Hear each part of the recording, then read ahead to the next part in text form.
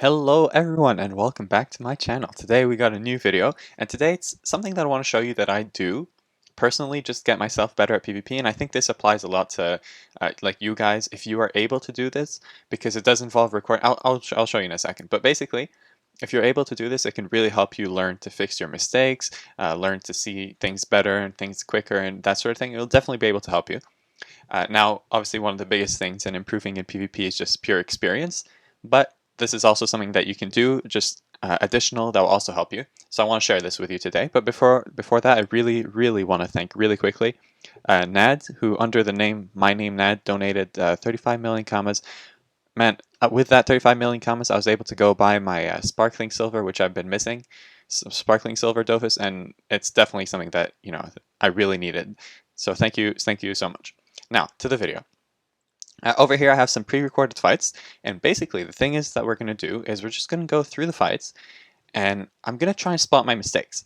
So spot my mistakes, see what I could have done better, see what I did well so I can keep that in mind, and then just see what we can learn from the fight, because every fight can teach you something if you pay attention. So what I do is I record my fights if I want. Like sometimes I'll do this, not always, right? Sometimes I just like to fight and chill.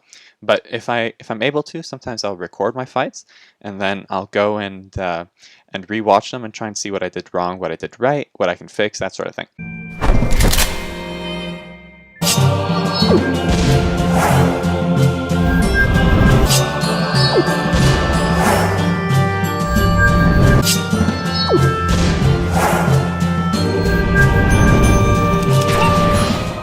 So here we go. The first fight's going to be versus the Sacrier, as I was saying. So this Sacrier was actually full intelligence. And the way that I like to play for Sacriers typically is keep my bombs back so they can't teleport too easily. And I like to use remission, and you can see the variants that I have. I'm trying to do something new where I play with kickback and crossing because I feel like it might work. Now, on this turn, I fucked up. Now here's where we're going to pause, and I'm going to tell you a little bit about why I fucked up. So my goal versus Sacriers, especially if he fucked up like he did, because his goal should have been turn 1 to rush and go to the center of the map, so turn 2 he can always co-op a bomb, no matter how far back I put it. Now he didn't do that. He didn't really come in close enough.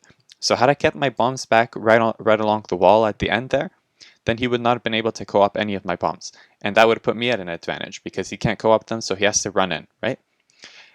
Now, what I messed up with is I used crossing, but then it actually attracted my second bomb, so I couldn't detonate the first one. And now they ended up all being too close, and I panicked and I ran away. Now, his ideal play right now would be to actually co-op my big bomb, or, relatively big bomb, because he has a co-op range of 10. At this state, he has 10. So he should have been able to co-op it and come and rush me. Now, if I were him, that's what I would have done. But he actually opts for something different, so we're going to start here. He actually opts to go and try and kill my bomb, which... Sure, I mean, that's definitely a choice, right? You can always, there's different choices. That he made a choice, whatever. So instead, he didn't hit me, so I take advantage of that. I boost my bomb further, I put remission on it to protect it, because I notice he's focusing my bombs. He kills my other one that doesn't have remission. I don't really see anything great I could do here. I could have put him in bomb line, but it would have been a great sacrifice for me, and he has Pillory, which gives him 25% range resistance, and he has Ivory, and there's no erosion or anything, so I figured it wasn't too worth it. Now here is where I kind of fuck up. So this is going to be a crucial turn. Pause. So this turn, what I could have done, ideally, is just run to where I have my mouse currently, and then put a bomb behind him, line it up with crossing, extraction to remove Ivory and get a little bit of heals, and then dirty trick my big bomb up there. Now what that would have done is put me at a safe distance, and it would put a whole lot of damage on him. But I'm so used to playing with either kickback and magnet at the same time, or ruse and crossing, that for some reason, because I used kickback, I forgot that I also had crossing. So that would have been a really easy move I could have done that I just forgot that I'm able to do, simply because I forgot that I had crossing. So instead I have to look for another move, which ends up working out, but you'll see I think of it too late and I end up not having too much time, which you guys know I'm very good at doing, running out of time. Let's retake it here. 1, 2, 3. So you'll see here, instead I'll opt for a different move. I'm going to do a Leak Pie. I'm going to put a bomb behind me, Imposture, and Dirty Trick that small one, and it still lines up the same bomb wall, but it ends up exposing me for him to attract me in my bomb line, whereas I could have moved behind that wall there if I had enough time. But unfortunately, he used Pillory, so he can't do his spell to make him unmovable, so pause. He just used his spell to make him unmovable, I think 2 turns prior, so he doesn't have it currently, which means that I'm freely able to move him. And with my bombs being this big, I think with Last Breath and Boombot, it's just going to be fairly easy. So you'll see here the damages are going to be pretty crazy. So we're going to do Extraction, pull, push, and now pause again. You can see 920 plus 500 and something. So each one is going to do about 1,400 something. He only has 1,100, so he's definitely about to die. And that's it for that fight. Let's go on to the next. Okay, so here we're going to go. Our second fight is versus Kra. Quickly, I'm going to put on pause. Okay, and I'm going to give you the layout of the fight. So typically versus Kras, I play a set with really, really high initiative, over 4,000, which is really solid. And I also play with 40% strength resistance and 40% chance resistance, because those are the 2 most dangerous and most common elements that I found with Kras. Now, my set does have like 0% intelligence resistance, but what kind of Kra plays intelligence nowadays? So anyways, we're versus this Kra here. He somehow ends up getting more initiative than me. He really try-harded his initiative. And my set does not have neutral resistance, which you're going to see is going to make me suffer in the fight. Now, I could put neutral resistance in my set, but I feel like personally it would require too much sacrifice that I'm not willing to do, so I think it's just more worth it to leave it as it is. I think I have either 0 or 10. It's nothing crazy here.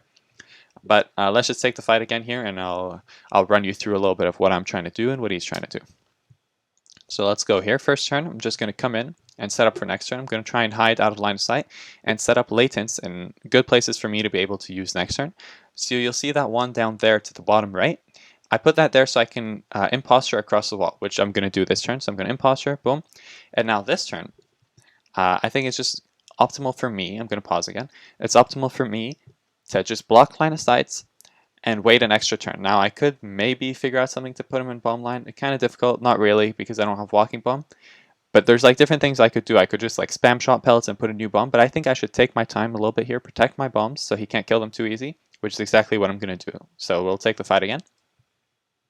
So I'm going to block that line of sight down there in the diagonal, and I'm going to put a bomb and ruse on it. So now he does something that he does quite a lot, and he's pretty good with it. He'll put a recall beacon on the opposite side, pause.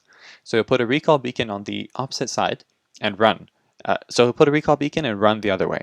Now what that does is basically the recall beacon, the way it works is he gets switch positions with it at the start of his next turn, which is really cool.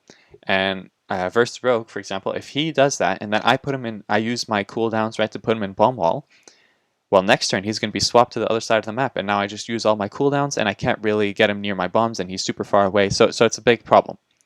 So ideally, when you're versus a Kra and they do something like this, you either have 2 options.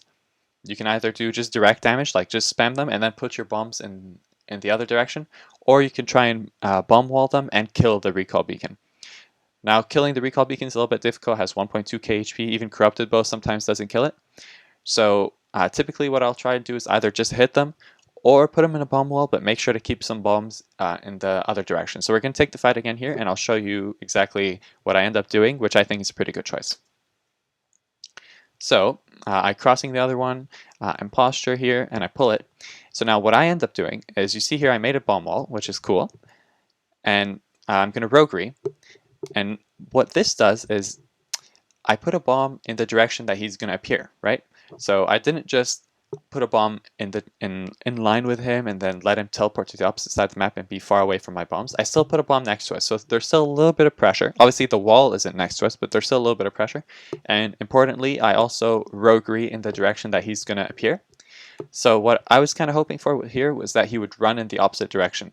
So I was hoping that he would get spooked by my roguery, because he knows where I am. Like, there's no question about it. I wouldn't go to the bottom left side. Obviously I'm at the top right, and that's just very obvious from like a PvP standpoint. Now, I was hoping I would scare him with this roguery into running back towards my bombs, but instead he does something really cool, so you'll see here. He does a very common Kra combo, so he ends up finding me, right? He's going to push me, go ahead, and he's going to remove all my MP and do Striking Arrow. Now, that remove all your MP, Striking Arrow is a very common thing that Kras do, and basically the benefit of it is Striking Arrow is a spell that does damage around you at the end of your turn. And the goal with it is to stop you from being able to use Boombot. Because if I put down Boombot, then at the end of my turn, Striking Arrow is going to do damage around me, And since I can't move, I can't run away from Boombot, so it only has 9 HP, it's going to die. And then I'm going to waste my Boombot.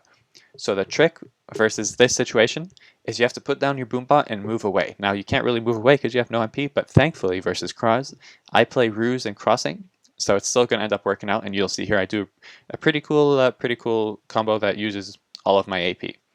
So what I'm going to do is I'm going to pull that bomb away from the bomb line and put down my Boombot. So I put down my Boombot first. It's very important because then I'm going to move away from it. If I put it down after, then it's still going to die. So I put it down first, then start moving.